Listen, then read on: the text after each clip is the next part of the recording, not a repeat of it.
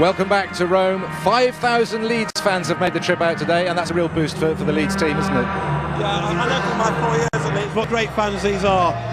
They follow them through thick and thin over the years. It's great to see them doing so well, and they'll play a big part in tonight's game. Looking quite pensive, aren't they? They're looking quite pensively. Yeah, I mean, I saw the lads warming up before the game. They were laughing and joking. They seemed quite relaxed. Obviously now, just before they go out the tunnel, the nerves just biting, the butterflies start in the stomach. But I think they look quite confident.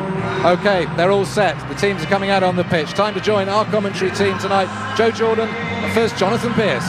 Good evening from this famous old footballing Coliseum in the Eternal City, where David O'Leary's young gladiators faced something of a milestone match. When they were last here 17 months ago, they were narrowly beaten. Tonight will be a measure how far they've come under David O'Leary. A massive test as they strive for their first European quarter-final since 1975, when they went on to the Champions Cup final defeat against Bayern. When David O'Leary was here last, he tossed a coin in the Trevi fountain. His luck turned. The Leeds board liked what they saw of the team here. The job was given to the likeable Irishman. Those 5,000 fans, their biggest European following since that night in Paris, are here once again this evening. Back also for Leeds United, Gary Kelly, Eric Backer and Matthew Jones, having missed Saturday's draw at Borough through suspension. 14-goal Michael Bridges is fit again, his first start in 4. Danny Mills drops to the bench along with Alan Smith. Jason Wilcox has a ban hanging over from Blackburn days. David Batty is still sidelined. Capello's Roma, such a magnificent manager in his time, of course. Quite bursting sharp, and Capello fumes. And fumes. I thought he was going to give it a right. He's not a happy man, is he? Turn them against Roma. And those fans. So you look at those scores.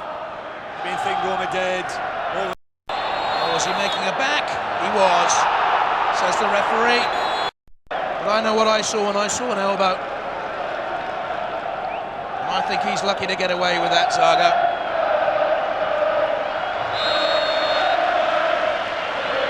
Free kick to Leeds United. His money-man markers, I would say, for his total career. But Jones at this moment in time has not been given that specific responsibility. And Totti is floating by pushing himself up into Haaland and then dropping into midfield. So he's creating space for himself.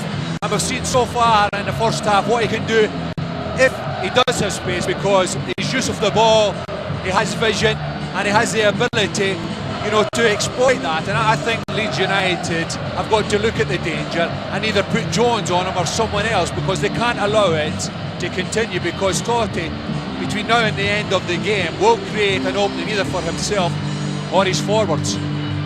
Those Leeds United fans, wholehearted in their support. It's not particularly cold and hard in there. Cheering the first decision that's gone their way in quite a while.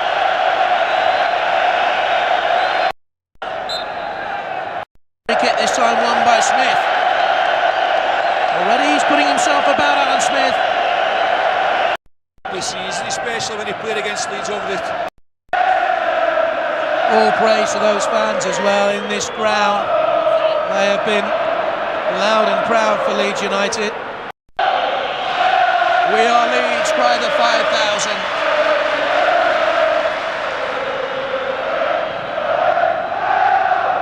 Leeds fans for the decision by the French official from Nice. Capello not amused. They are. Tonight, satisfied with the job at least half done and pleased to be down in one piece after Gales made it a dodgy landing. I'm just so delighted to land in that plane. That was never a landing, honestly. It had been a night to remember. I thought the lads were magnificent. I thought it was one of the best performances in Europe for many a year. We look forward to the home leg next week. That they go into it on level terms is due in no small measure to goalkeeper Nigel Martin, though later he was characteristically modest.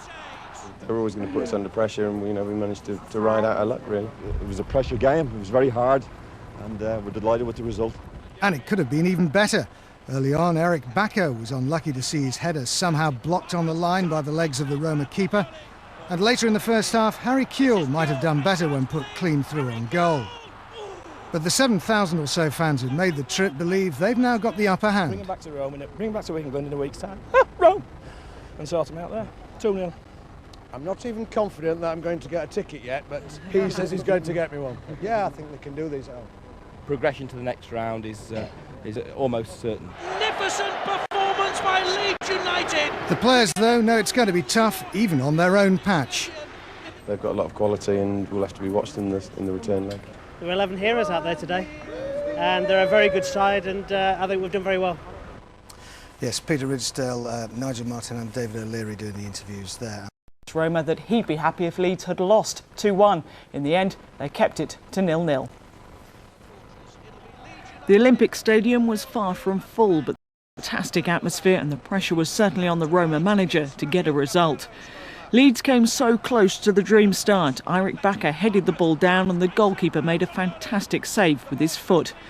Leeds' chances were few and far between. Nigel Martin was by far the busier goalkeeper. He was in superb form. This was the first of many great saves.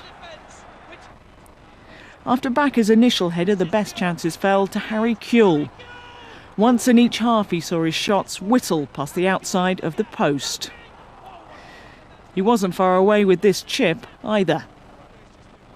But Leeds spent much of the game on the defensive. Nigel Martin was everywhere. In front of him, Alfie Haaland had a good game at the centre of the three-man defence. But it was Martin who won the plaudits of the Roma manager. Well, it's always nice to hear, but I suspect he was costing me a bit as well. Got to be pleased with your performance and coming 0-0. Is it nearly done?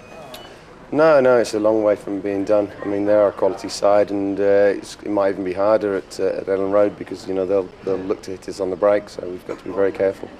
Brilliant, a fantastic result for Leeds. All the team played well. I think Nigel Martin was outstanding tonight. I thought they were maybe slightly lucky to get away with the draw, but excellent performance. Tremendous work in the midfield. Good result. Be difficult to score at home though. No, I was absolutely delighted. I thought Leeds were great. They got a magnificent result. They got a goal that would have been out of this world, but they really put in a great performance against pure quality in Roma. It's all set up for a great night of European football at Ellen Road next Thursday. Joining us, welcome to Friday's Look North. A teenage Leeds United fan and his father are recovering after being stabbed before last night's UEFA Cup game in Rome. It's believed about 6 Leeds supporters were injured when they were attacked by a gang of rival fans. 5,000 people had travelled from West Yorkshire for the fourth round game. Police say that most Leeds fans were well behaved, but there were minor skirmishes before the match. Well, for the very latest, I'm joined now by our reporter Ian Dennis. Ian, what's the latest on this incident there?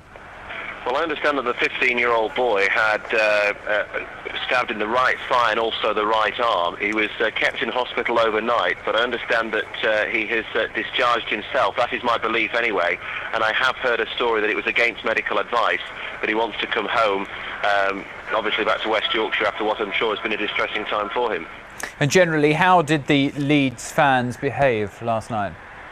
Well, there were 6 charged but not held for fighting, and there were 3 arrested for criminal damage and also for resisting arrest. But on the whole, the 5,000 Leeds supporters were in high spirits. They were boisterous. But I've got to say, from a personal experience, both inside and outside the ground, from what I saw, they were very, very well behaved, and a credit to the club. And finally, how good a result? Oh, it's an excellent result, and it gives Leeds United every chance of moving through to the quarter-finals, and it certainly means that the return game next Thursday will be a very special night at Ellen Road. Ian, thanks very much indeed. Thank you. A major drug... And 2 Leeds United fans, including a 15-year-old boy, are recovering after being stabbed during an outbreak of violence before their side's UEFA Cup tie against Rome. More than 300 fans were involved in running brawls in Rome city centre. Altogether, 8 English fans suffered stab wounds. The night of violence spoilt what was otherwise a successful night on the pitch, as Paul Seagert now reports. For the vast majority of fans arriving at last night's game, it was a peaceful and enjoyable trip. But unlike last season, when there was no sign of trouble, this time, even before kick-off, violent battles had taken place in the centre of Rome. Around 25 Leeds fans clashing with 300 Italians. 8 supporters from England, soaked in blood, had to be treated in a Roman hospital after rival fans ran amok with knives. One fan was kept in overnight, while a 15-year-old boy with 3 stab wounds and a fractured skull collapsed on board his flight home to Leeds after apparently discharging himself from hospital. His plane had to be diverted to Luton Airport, where he received urgent medical treatment. We believe that a number of fans that were on their way to the ground, who would walk from the town centre, appear to have been attacked by Roma fans. And one young man in particular has had his leg slashed with a knife, quite seriously. Many supporters arriving back at Leeds Bradford Airport say they saw no sign of trouble. I didn't see any trouble, I didn't see any animosity at all, but like I say, this lad was stabbed and that was first thing. Then I heard about more and more people getting stabbed. We didn't see any provocation at all, did we, really? It was pretty, there was every presence, but we didn't see anything sort of out of order or anything like that at all. In 6 days' time, the two teams come here to Elland Road for the return leg. And although the club and police are keen to point out that the violence was caused by a mindless minority, security for that fixture is likely to be as tight as ever, with up to 5,000 Italian fans expected to make the trip. Yes, that's Paul down at Elland Road. Well, actually, our man John Shiers was in Rome. John, you were obviously there. What do you make of what happened? Well, let's get this into a little bit of perspective. There were an estimated 7,000 Leeds United fans out over in Rome. Yes, there were 8 people stabbed, but there were only 3 arrests, we're told, on the night of the game, a few more earlier on. So let's get into perspective. It wasn't a night of mayhem on the streets of Leeds. We were out at midnight last night, and it was very, very quiet, of Rome rather. It was very, very quiet. Yeah, but I mean, 8 stabbings sound an awful lot when you're over here reading the newspapers and listening to such reports. Sure, very regrettable. But what it really proves, I think, as well, is that football hooliganism isn't just a British disease. Remember, these fans were actually attacked by Italian fans out in Rome, and some reports say that they were just making their way quietly to the ground. We're not exactly sure what was happening there, but it proves that other countries have got their problems with football hooligans as well. Thanks, John. Leeds United play, but a 15-year-old supporter and his father never made it to the game after they were stabbed outside the Olympic Stadium. They were among 6 supporters who were attacked by AS Roma fans as they walked to the ground. Doctors say it could take 6 weeks for the teenager to recover from his injuries. John Hill reports. Around 5,500 Leeds United supporters made the trip to Italy. Most enjoyed a peaceful trip and a satisfactory 0-0 draw. But for a group of fans, last night's match was overshadowed by violence. Before the kick-off, a 15-year-old boy was stabbed in the thigh. His father was slashed across the right leg as he tried to protect him. 4 other Leeds fans were attacked outside the ground, and one man was lucky to escape unharmed when a flare pistol was fired at him. Well, we think kids at school was always in past, we didn't seek weapons, but they had something around and just get them on the road and try and carry on. A couple of fire bangers went off into the Leeds end. They were throwing stuff over. I mean, they ripped a Union Jack down and set fire to it. So, I mean, if we had done that, what would have happened then? Do you know what I mean? I think we would have been arrested and then you would have picked up the paper in the morning and seen Leeds fans riot again. Italian police in full riot gear separated the rival supporters, but there have been complaints that they themselves were heavy-handed in their dealings with the visiting Yorkshire fans. It's a different style of policing, I think, and I think sometimes it's the communication issue that the police are unable to actually get the fans to do what they wish them to do. But there was certainly a number of complaints yesterday. 8 United fans were charged with public order or drug offences, but were later released. The authorities are now hoping that these isolated but serious incidents don't sour the atmosphere for Roma's return visit to Elland Road next week. John Hill, Look North.